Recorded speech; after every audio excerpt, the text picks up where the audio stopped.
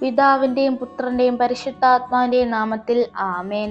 ദൈവത്തിന്റെ ശക്തമായ കരത്തിൻ കീഴിൽ നിങ്ങൾ താഴ്മയോടെ നിൽക്കുവിൻ. അവിടുന്ന് തക്ക സമയത്ത് നിങ്ങളെ ഉയർത്തിക്കൊള്ളും. 1 പത്രോസ് 5:6. സർവശക്തനും കാരുണ്യവാനുമായ ദൈവമേ, ഈ നിമിഷം വരെയും അങ്ങ് ഞങ്ങൾക്കായി എല്ലാ നന്മകൾക്കും നന്ദി പറഞ്ഞുകൊണ്ട് അവിടുത്തെ ശക്തമായ കരത്തിൻ കീഴിൽ താഴ്മയോടെ ഞങ്ങൾ അണയുന്നു.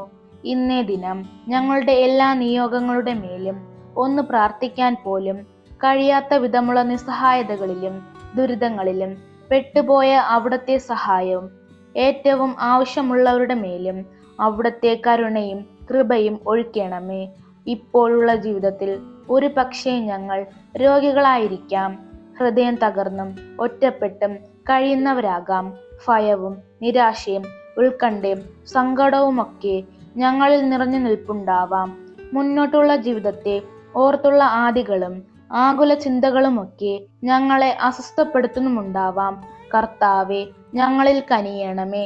ഞങ്ങളെ അലട്ടുന്ന എല്ലാ അസ്വസ്ഥതകളിൽ നിന്നും അവിടുത്തെ കരുണയിലും നന്മയിലും ഞങ്ങളെ വിടുവിക്കണമേ.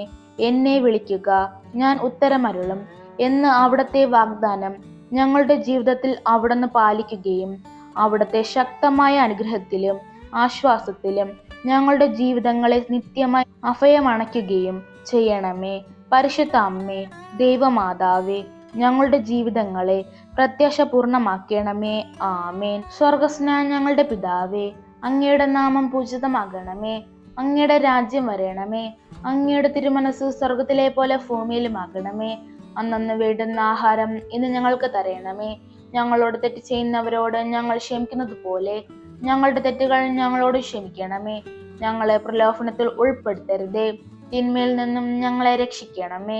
നന്മ നിറഞ്ഞ മറിയമേ, സ്വസ്തി, കർത്താവ് അങ്ങയോട് കൂടെ, സ്ത്രീകളിൽ അങ്ങ് അനുഗ്രഹിക്കപ്പെട്ടവളാകുന്നു. അങ്ങയുടെ ഉദരത്തിൻ ഫലമായി ഈശോ അനുഗ്രഹിക്കപ്പെട്ടവനാകുന്നു. പരിശുദ്ധ മറിയമേ, തമ്പുരാന്റെ അമ്മേ, പാപികളായ ഞങ്ങൾക്ക് വേണ്ടി ഇപ്പോഴും ഞങ്ങളുടെ മരണസമയത്തും തമ്പുരാനോട് അപേക്ഷിക്കണമേ. പിതാവിനും പുത്രനും പരിശുദ്ധാത്മാവിനും സ്തുതി, ആദിയിലെ പോലെ ഇപ്പോഴും എപ്പോഴും എന്നേക്കും. ആമേൻ.